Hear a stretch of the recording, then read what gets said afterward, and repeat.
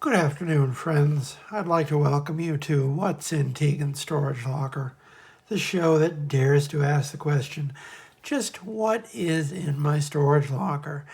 The answer today, as every day, is comic books. I go up to my storage shed, I bring back boxes of comics, I pluck a selection from those boxes. We sit here and we gawk at them for a bit. Last episode, I got through 5 comics. Let's maybe try to get through a few more than 5. And there wasn't even it was the annual that did me in.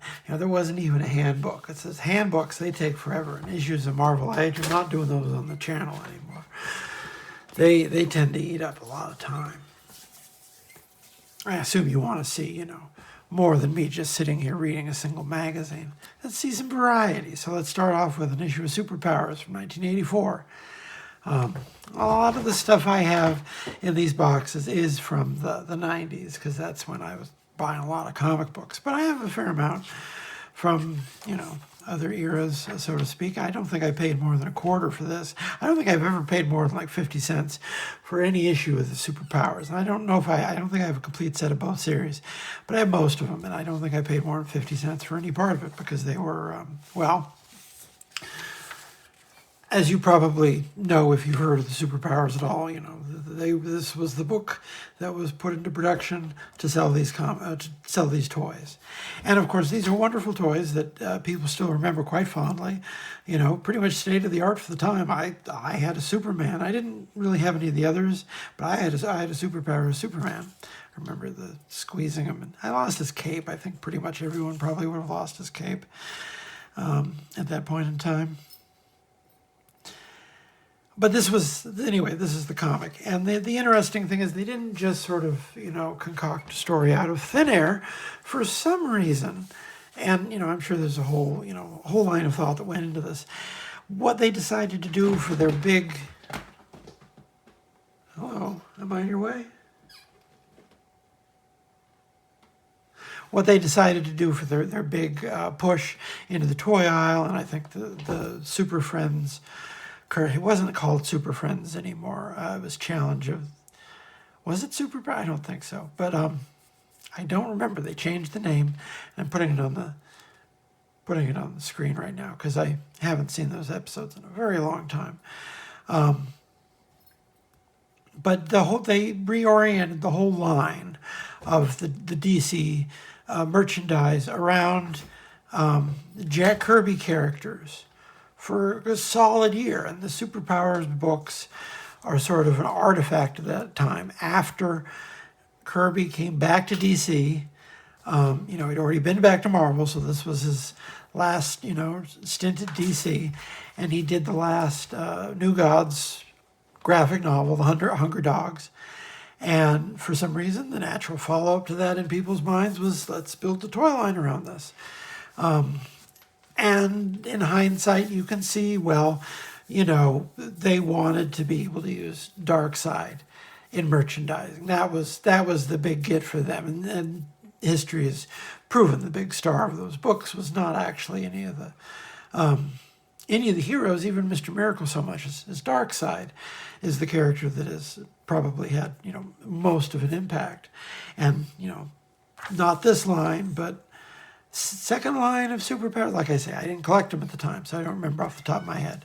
But I know Darkseid wasn't in the first. None of the Kirby characters were in the first set. The second set was flush with them, I think. So Kirby didn't draw this comic.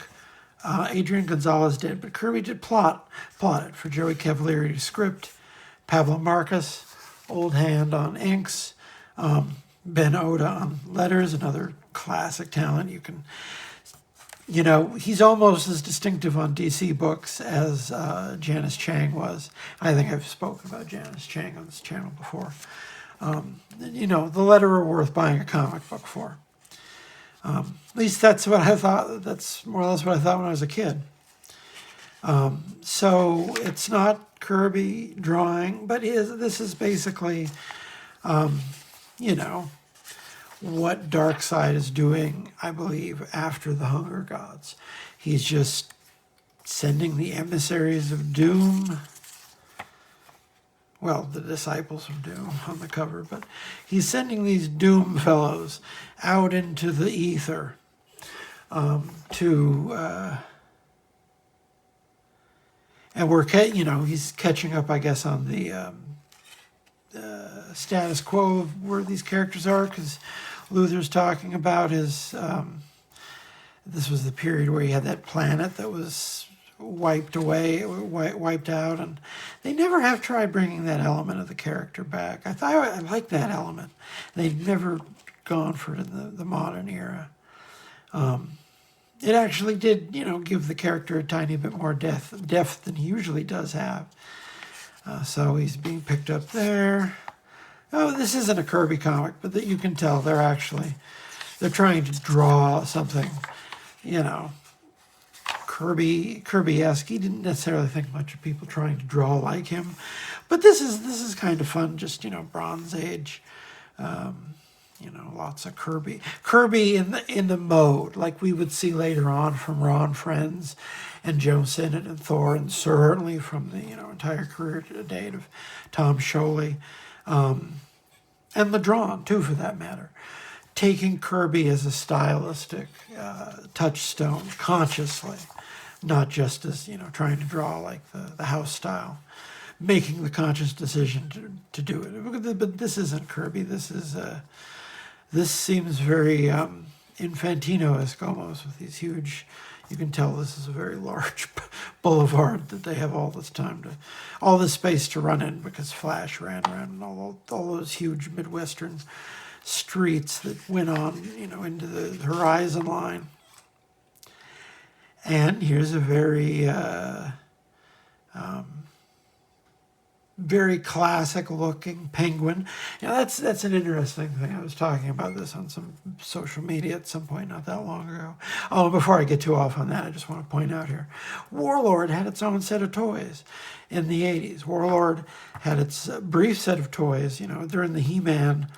Like, this was 1982. Like, right the year that He-Man broke, people are starting to figure out, hey, maybe you need to rush, like, boys' action, dolls onto the stands here that are maybe at a slightly larger scale than the Star Wars figures. And Arak had a toy, too. Arak had a book for, like, 3 years at that time, and he already had a toy.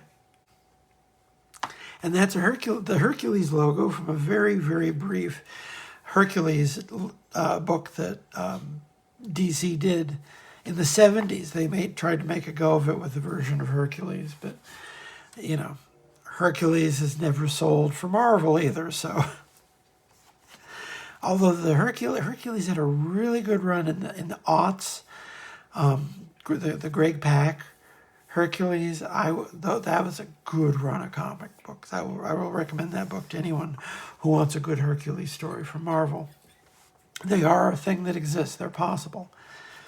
Anyway, what I was saying about the Penguin the other day is that when they refurbished the Penguin in the 90s, when they basically just redid his character, gave him a whole makeover, more or less changed even his behavior a little bit, just made sort of a new character out of him. They made him into a mob guy, a mobbed up, underworld, mover and shaker, That refurbishing stuck so well that this version of the character, who runs around with trick umbrellas and just like doing elaborate crimes, he's effectively been just completely wiped from memory. The fact that the one in Batman Returns was really weird didn't help the character, because the character had sort of a macabre element in that movie that he didn't necessarily have before, but he's definitely had a little bit of after.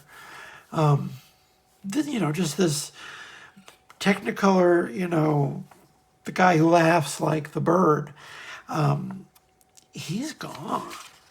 Someone's going to bring this version of the character back one day, because like right now he's like in a spy book. Like you're kind of far afield if you're cast an Oswald Cobblepot in a like intelligence story. just make him a villain again. Make him, put him in a tuxedo and have him do elaborate crimes. Because this is interesting. This is not something that the Penguin would do today. One of Darkseid's, goons wouldn't appear to the Penguin and be like, what if I just gave you a bunch of random cosmic power for you to do what you wanted with? And now, the Penguin of 2023, you don't think he would be fundamentally less fun to watch with cosmic power than this version of the Penguin, who just immediately starts commanding all the birds to kill everyone. That is rad. You have to admit, the modern Penguin, the psychologically acute Penguin, the mobbed up Penguin, he's not that fun. He just isn't. He's not going to be, look at how happy that man is. He is so happy to be commanding the birds to, just wreck shit. He could not be happier. A subscription form, wow. I admit, I was enough of a Marvel person that I can still be surprised sometimes by, not paying attention to DC a lot when I was growing up. Sergeant Rock lasted until like 87 or 88. All-Star Squadron had a really long run. Arian ran forever. I don't know anyone who will admit to having read Arian, but it ran forever. And now these are the books that I'm looking to pick up out of the bins, because I realize, there's a whole, the whole world of early 80s DC. Nothing was stopping them. In hindsight, we should have taken them seriously. Because I love Blue Devil. That was a book that I actually picked up off the stands. I think maybe I even looked at an issue. One of the handful of Blue Devil that I still have from my time buying his book as a very small child. It maybe there was no stopping them, and you can't argue with results. They went from in the space of a few years, they went from All-Star Squadron being their cutting edge to Watchmen, and that's not bad for like 5 years. And that's just pointing out they weren't fielding that great of a bench in the early 80s. That's something like All-Star Squadron really is remembered fondly as a DC book from the era. And yet, strangely enough, those books were very popular and, helped make the company, what it was in the 80s. I mean, he had his own little empire there. All-Star Comics, All-Star Squadron, Infinity Incorporated, that's the other one I was trying to remember, and the Young All-Stars. Very popular books in their day. Gutted by, the course of events. And, this guy found Brainiac, the cool Brainiac. I'm sorry, that is objectively the coolest Brainiac has ever been. And they went away from it. And, one of the worst, I will defend a lot of things about John Byrne's Superman. That is not a very popular run of comics. And I actually do like some things about it. But I will not defend what he did to Brainiac, because he took like a character who just straight up, he was too cool for the DC of the time. His design, when he was this evil skeleton robot, like you don't understand how that got past the DC of the early 80s. It just doesn't make any sense, because that was fire right there.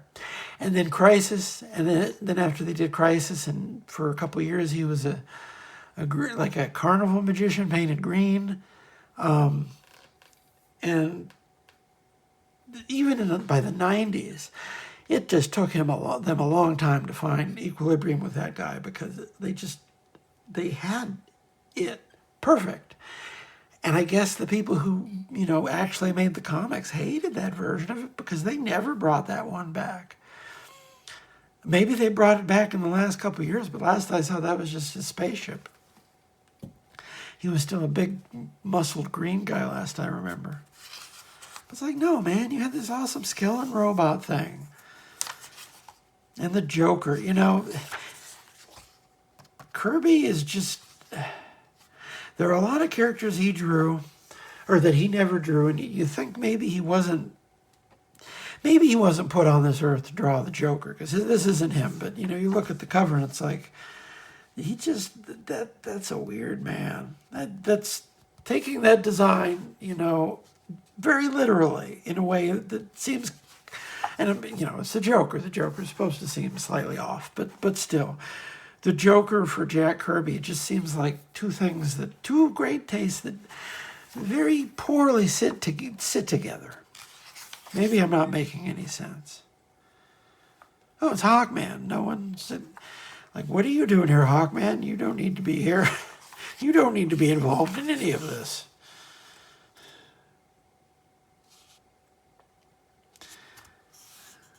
The new DC, there was no stopping them.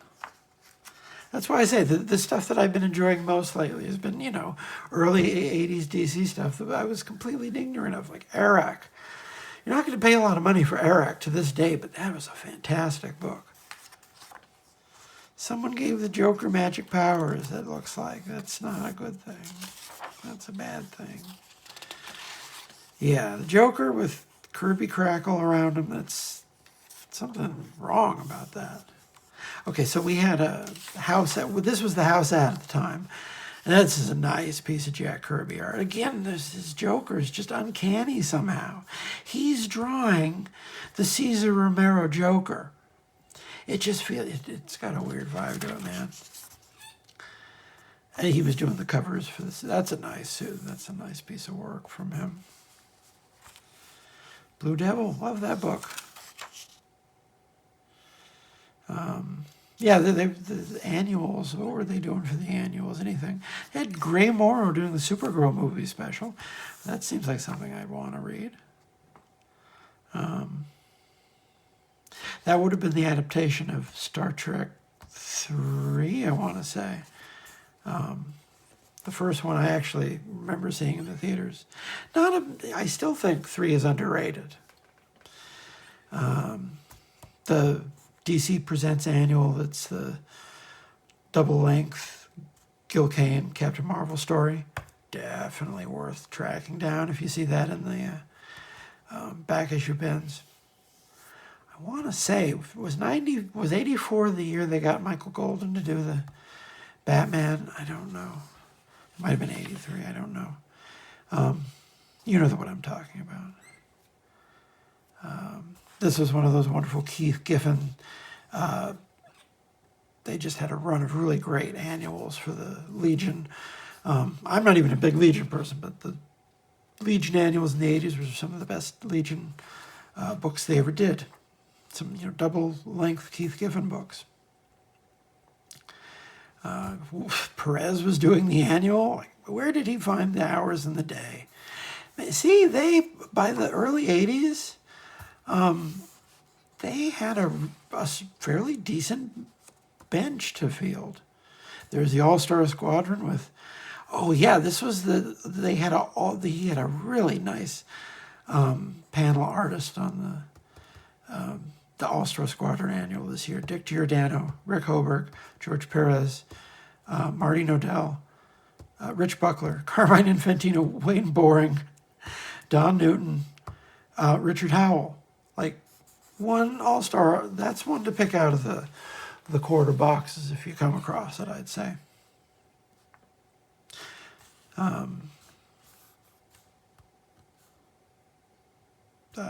Kurt Swan on Superman. Although I remember correctly, that's not a very good one. I think I've read that one. All right.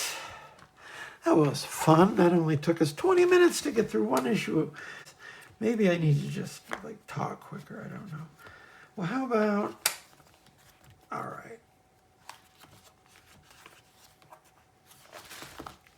What If 94, starring the Juggernaut, The Kingdom of Cain.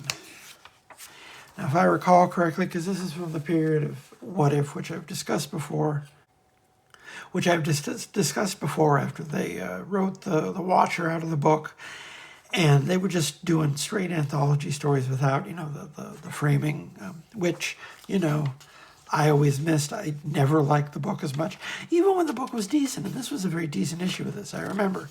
Even when the book was decent, I still missed the Watcher and the framing device. This is a full-length spotlight on James Caliafor, who is sort of an unsung hero. He had a really strong style. I never disliked anything I read of his. He never quite seemed to hit that next level on a book. But if you see his work, definitely worth picking up. He did a run on The Exiles, I think, I want to say. That was a big book for him. So if I recall correctly, he's the last man alive fighting Sentinels. Is that it? So it's just the Juggernaut. So just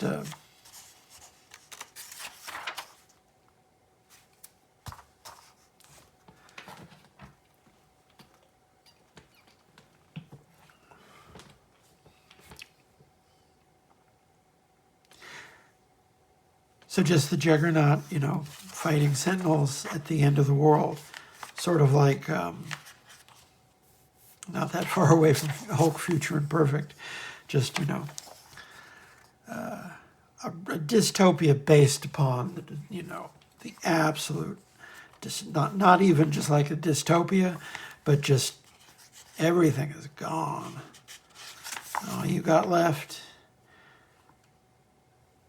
in the whole world is just the Juggernaut. I think that, what is it? Is it radiation? Yeah, it must be radiation or something.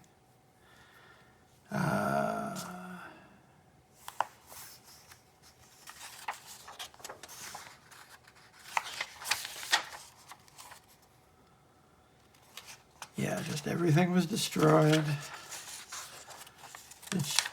There we go.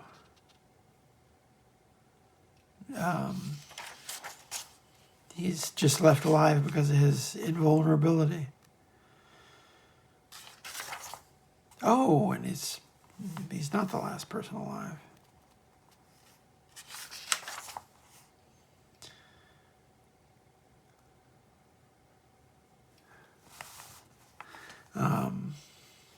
I forget. They had a racing. There was maybe a little bit of disconnect between the ads they were selling and the demographic they were courting, because sometimes you see like this is a ad for toys for very young children, and it's side by side with a lot of these PlayStation ads that are very clearly aimed at R-rated movies. That was R-rated, right? Had to have been R. I haven't seen that movie in 30 years. Or, fighting games. Definitely aimed at older kids. But then you still have the, here's your remote control spread. Remote control car spread. Yeah, so just the Sentinels killed all of the human race because of him or something. You have only yourself to blame for the end of everything. See, now that's kind of hardcore. That's what If is best at, is just everything goes as wrong as it possibly can in one weird direction. Every now and again there are a few like stories where things don't end up so bad, but they're definitely a change of pace, because most of the book was focused on, oh my God, one thing changed, so suddenly everyone's dead. Oh, and he finds that he's not the last person. There's an Iceman. And he breaks through the wall, and he's happy to find people, but oh, there you go. Irony. He just exposed them to the radiation. Yeah, so he just killed the human race. Good job. No one can a once boastful battle cry is now a horrific prophecy of damnation. No one can stop the unstoppable juggernaut. Oh, that's a... See, that's pretty heavy.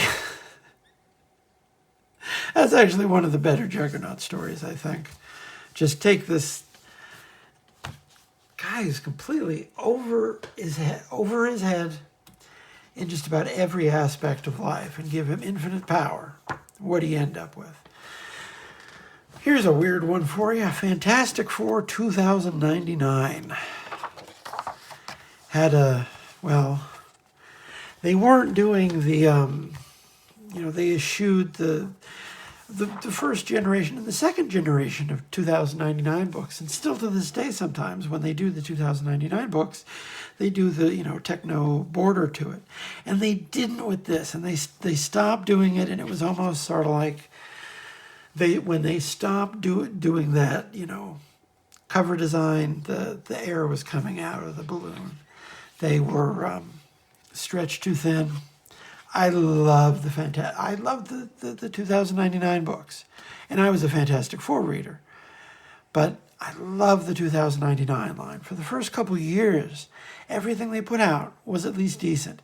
Even Ravage 2099. It was kind of a weird book.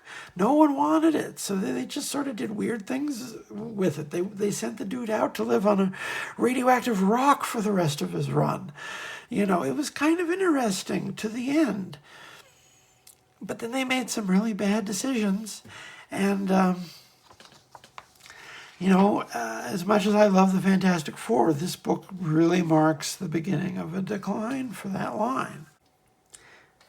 And the reason I can say that so definitively, besides the fact that this isn't actually a bad-looking comic book, because it says Rick Leonardi, penciling, Al Williamson inks. So this book itself, writing a Carl Kiesel, or drawing a Carl Kiesel script. So it's not even a bad comic book, but it was very clear that they did not have a plan anymore, because what they were doing kept getting canceled. They went from like 7 books, I think, 7 or 8 books, down to 2, and then 1, and the whole thing it imploded so fast that the last year or so, and this is the last year of the line, there was just a sense that things were just falling apart completely. As someone who was still reading the books and invested them up through them up through the 3rd year of the line, they didn't survive the 4th year of the line. I don't think. They were already down to like the one book that was sort of like the lifeline for the last year, which was just the 2099 catch-all anthology. And then that only lasted like 8 or 9 issues. And it was getting, I tell you, as someone who read it every month, they just had shrunk down a whole line of books. They tried to shrink down 7 books into one title. And it was very difficult to follow what was going on at a certain point. And then finally they had to wrap the whole line up with a one-shot. A good while, I think, many months after the fact, they came out with the 2099, the World of Tomorrow. I'm trying to remember the name of that. I'm putting it on the screen now. But the very last 2099 book they did at the time, which was, I really appreciated, because even though no one was paying attention, they went back and they did sort of like a book length goodbye to the line, and I appreciated it, because they put a lot of care into that one story. After dragging the line down into the ditch, they actually put out a really good finale to it that it meant a lot to me, because I was very invested in that line. That was that was what I was excited about when everyone else was excited about the first year of, Image. I was just getting super hyped about 2099. I was that person. What can I say? Still, it's a nice looking cover to this day. All these chromium covers, that's what this style was. All these chromium covers, they still look as good as the day they were printed. This material is, they should make the space shuttle out of that. So it's a Fantastic Four book written and drawn by a really good creative team that lasts for all of one issue. That's the part you really need to understand here. This isn't a whole run of Rick Leonardi. It's Rick Leonardi drawing one issue and then leaving. I just noticed he's sitting in the back of my chair. When did you get up there? I don't know when he did that.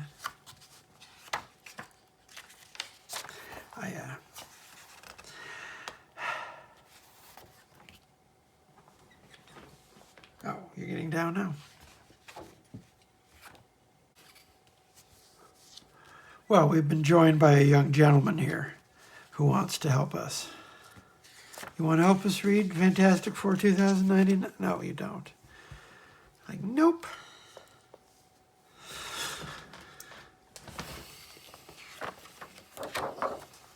Reading comic books on my cat. I'm gonna win a Webby.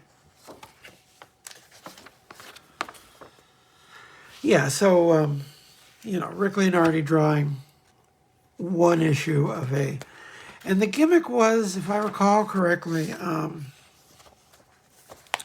this was supposed to be, or at least the premise of that launched the book was, you're not going to let me do this, are you? You're not going to let me do this. Well, anyway, before I was literally just about to get started again.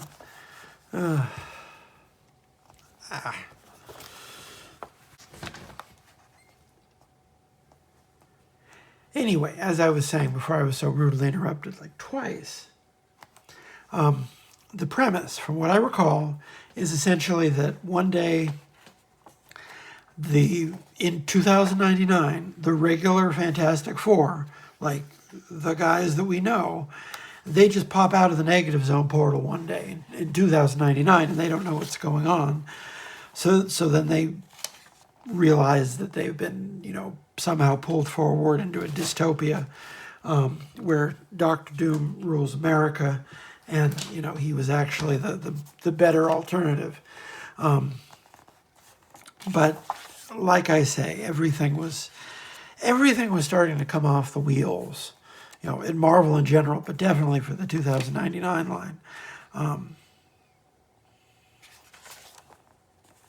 So I don't know if I felt at the time that I had any confidence that this was going to go somewhere, or, that it wouldn't all end up being a terrible fake out. And I actually do not think that I have ever read the later part of this book. So I don't know how any of this plot ended, because, like I say, the books were getting kind of rough in the last year. Even the last year of like Spider-Man 2099 wasn't that. Was the artist was, Rick Leonardi wasn't doing the art anymore, and it was having some consistency problems, like a lot of other books that Marvel was putting out at the time, like X-Nation 2099. I remember this launched with some fair amount of ambition behind it, and then it just, had Humberto Ramos doing the art for it, but it just didn't have any legs at all. Nothing that they were putting out from this line was doing anything. And here's the ad for the book that people were buying at this point, which was the Marvel versus DC, which is, we shall never see its like again. It's kind of flat in some ways, but still, that's probably the only way they could have done it, and it's sort of amazing for what it is. Just the fact that it exists is probably something that we should appreciate. I'm not saying it's great, but, I never thought they would make it, and I never think they're going to make anything like it ever again. But for just a weird window in the late 90s, they were both desperate enough in different ways that they needed it. So here's some of that Umberto Ramos art. This is, this may have been before Impulse. Before Impulse? I want to say if this was 96, so yeah, this was after Impulse. Sorry. He'd already done some Impulse by then because he still had to do Crimson in a couple years. If I screwed up the order of that, I'll correct myself on the screen.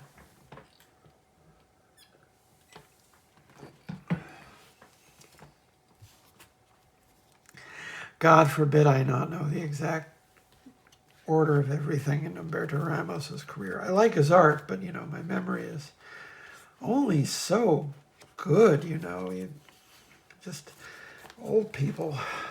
All right. How about another issue of the Transformers? 28. And again, I would have bought this almost certainly from the 7-Eleven in Carnelian Bay in California. I think the 7-Eleven is still there, but I know for a fact they don't sell comic books anymore and haven't for decades. If you've seen a comic book in a 7-Eleven in the last 20 years, it's because you carried it in there. And that was my primary vehicle for buying comic books for decades, for the first 2 decades of my life, basically. Well, I didn't live near, figuratively speaking. I moved away from, not important.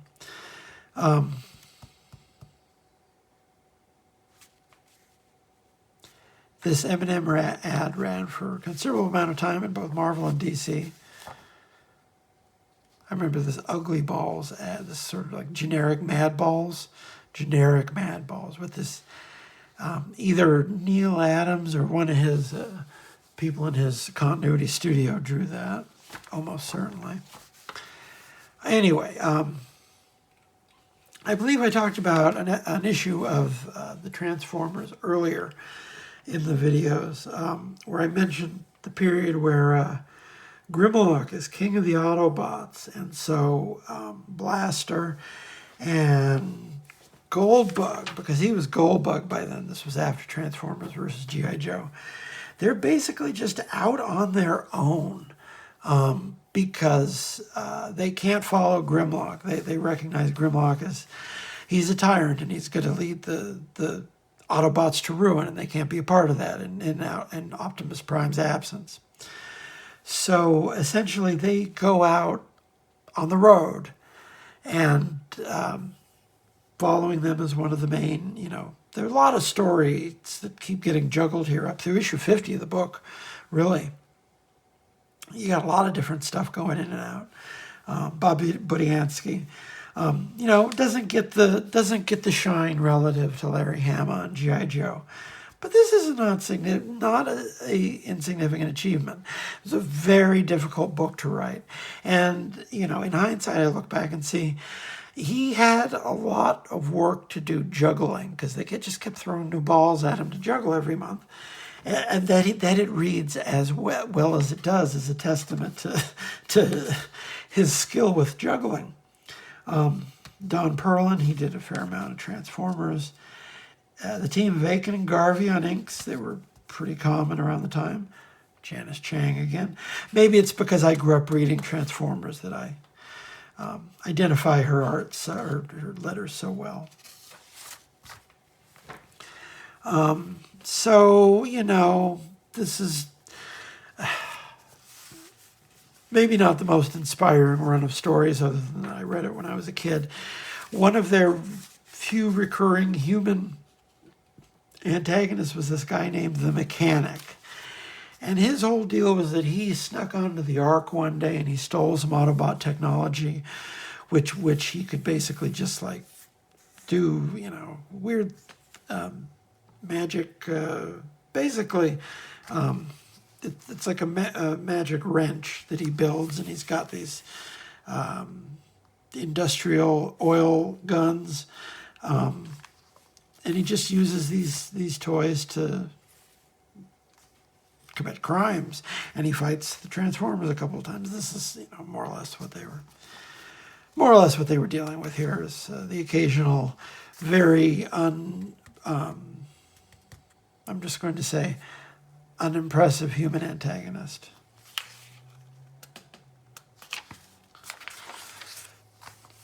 He showed up twice. I loved it when I was a kid. What can I say?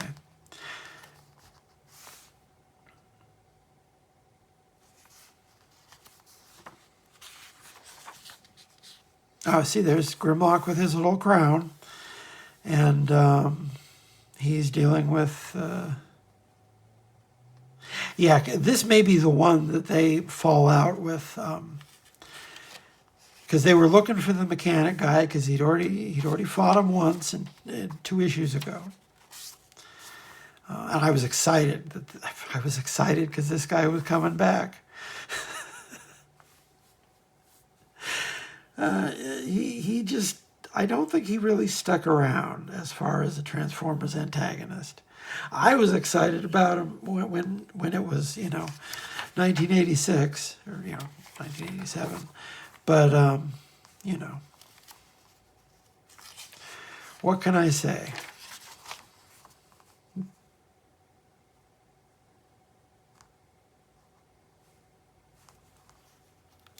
See, this guy means business. He threw this guy's automobile into the drink with his magic wrench.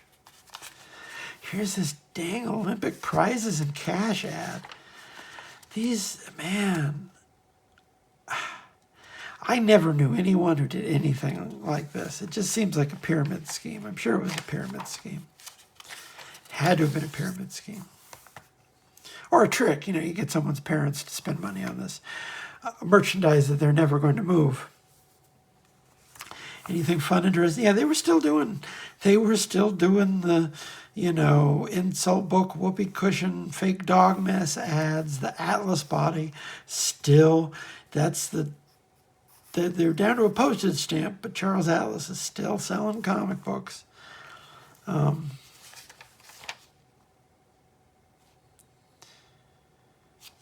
Comics grab bag. Oh, those 100 different Marvels for $26. Man, I wish I could pay $26 for 100 different random Marvel comics. That'd be pretty awesome. That'd be a bargain in today's dollars from this era. The mechanic took the bait.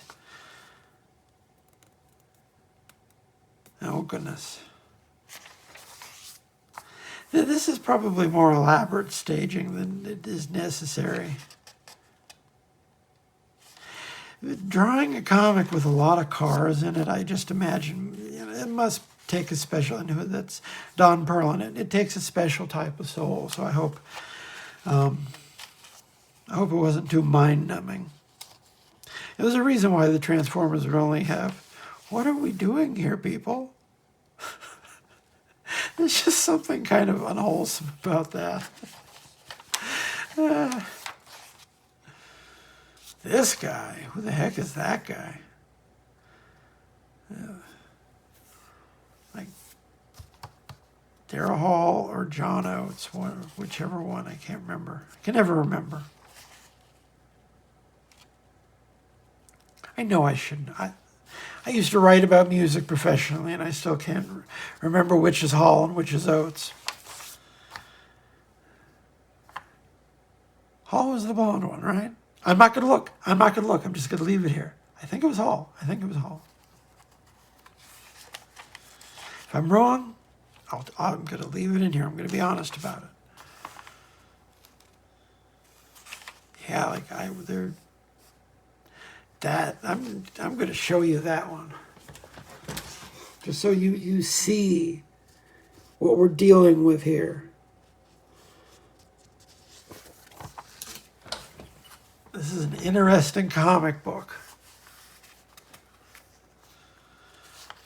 dealing with, I think basically the Transformers are taking down a chop shop. It seems like there should really be bigger, like, fish to fry than dealing with this car theft ring. But, you know, they probably feel a little bit responsible since that guy. Oh, there's an ad for Gru. I didn't start buying Gru immediately. I wish that I had. I didn't really get into Gru until a little bit later, like the 30s is when I picked it up. Maybe it just wasn't, maybe it just wasn't at the place that I bought comics. Because I remember buying it when I went out of town. So that may just not have been at the place where I usually bought comic books. Because when comics were distributed to newsstands, the way it worked, if you were in an area where you'd had more than one comic book rack, is that each rack would get a different supply. I don't know if this was universal for all of everywhere, but like in my town, there were like 3 or 4 places that sold comic books, and they'd all have different ones. So I'd need to do a circuit to make sure I got everything, because they didn't sell Fantastic Four at the gas station. They sold Fantastic Four at the drugstore. And they didn't sell, sometimes the Avengers was at the drugstore and sometimes the Avengers was at 7-Eleven, but they would never be at both. So I think I just didn't see it until I moved, and then I started buying it regularly at that 7-Eleven. Now that I think back on it, I'm thinking out loud. So, you're privileged to hear me thinking out loud about comic book distribution in the 1980s. If you're still with me, you're committed. There's a market for that. I mean, you're proof. We're 50 minutes into this video and you're still paying attention to me. So you must find something interesting here. Comet Man cover by Bill Sienkiewicz. If you don't know anything about Comic Man, there's not much to know. But he was created by Bill Mumy and Miguel Ferrer. And if you know who those two names are, it's a very early example of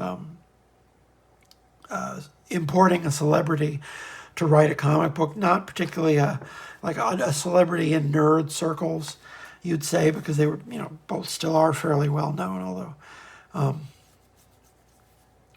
he was even, I think, a little bit more known in the 90s. He had some projects. But this was drawn by Kelly Jones, early Kelly Jones, so it's very kind of cookie-cutter superhero Kelly Jones, but still watching him, learn his way around the ropes is fantastic. And the next issue was the Scraplets. Scraplets was a 2-parter that was actually, it had me on hooks at the time, because it was these little, termites that only ate Transformers. And it ended in a way that I thought was corny at the time, but I look back and realize, oh, well, that's just a literary reference I didn't get because I was 6. What's next? Here's one. Supreme the Return, number 4, from the very last run of Supreme books that Alan Moore did before the whole bottom fell out of everything. His relationship with Rob Liefeld was not untroubled, shall we say. So not having immediate recourse to the information. I'll simply allude to that. There's another universe, I think, where Alan Moore wrote more Supreme, but maybe that universe doesn't have America's Best Comics in it, or doesn't have as to the same extent. He wrote a lot of stuff for America's Best Comics. When you actually look at it, like, that's an immense amount of work in a very short period of time from someone who didn't write that many comic books in the 1990s. Certainly relative to his output in parts of the 80s. But the early 2000s, when he transitioned from Supreme into the, basically spending all of his time on the ABC line, he was amazingly prolific in that period. So, you know, it has been a long time. So I read all this. In fact, I even have the first checker trade that they did that was reproduced so terribly. It was actually a bit of a scandal at the time. A lot of people pre-ordered the first trade paperback that they ever released of the Supreme material that Moore did. I didn't buy that stuff at the time, so I was down for that trade. And I remember still the day it came in at the shop, like we all passed it around the shop after the guy took it out of the box. And I was the one who pre-ordered it. And everyone acknowledged, like, man, they did not do a good job reprinting that comic book. But I was still able to read it. And so all of the Supreme stuff is really good. Although I don't know how this later run would hold up if I haven't read it since it first came out. And you can see, you know, this was his Rob Liefeld Superman pastiche that basically just Alan Moore took over and totally redid. And in a lot of ways, it ended up being sort of an extension of some of the stuff that he did with 1963, while also being a half step from that to the ABC material. So kind of an important transitional work for Alan Moore, but also sort of is inherently unfinished in a way that, you know, just has to do with the circumstances of his business relationship with the man who owned the character. And, you know, Rob Liefeld's various, you know, publishing ventures. But see, yeah, here's a Rick Veitch drawing a,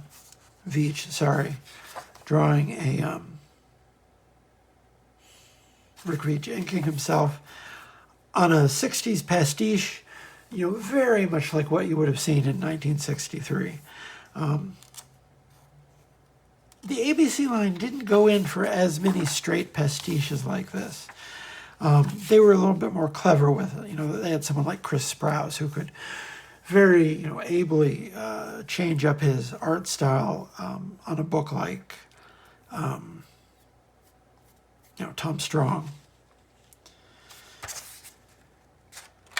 And see, this is him doing his very best, you know, mid-60s Legion of Superheroes impression. Very, very much like that. You know, there's your Wildfire.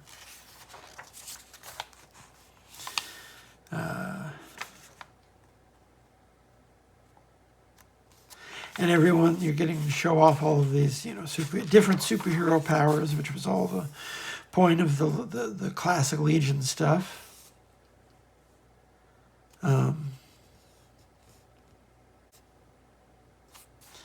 And there's a Rob Liefeld editorial, various letters, and all the letters are from email addresses already. I don't recognize any of the people writing very long letters here. Send it to the Citadel. Next issue, Ian Churchill. You know, the interesting thing about Ian Churchill, I remember reading an interview with him that said, this isn't how I draw, this is how I learned to draw, because it was what people were buying at the time. And his actual style that he wanted to draw in was something a lot closer to like Bruce Timm. But that's the style that, you know, he made his living with for years. There was a bit too much glue on that. Comicraft ads that doubled as the this is back when they were still just putting Hip Flask strips online before Hip Flask got his own book, and before that spun off to Elephant Men. Man, it is weird to think Elephant Men ran a very long time, and it was a very depressing comic. And it started as these kind of fun, you know, ads with just this hippo shooting a gun, which was designed to sell font packages for early digital lettering. Kind of funny how that works out. Coven, I don't remember that book at all. Loeb and Churchill. That's weird because Loeb also did a witching hour revival at DC, like around this time. So he was just all up in the witch genre. What else here? Rejects. That was I don't barely remember just the name. Later, Liefeld. Evangeline and Pandora. I remember Evangeline. Don't remember the Pandora. I don't ever think I ever bought any Evangeline.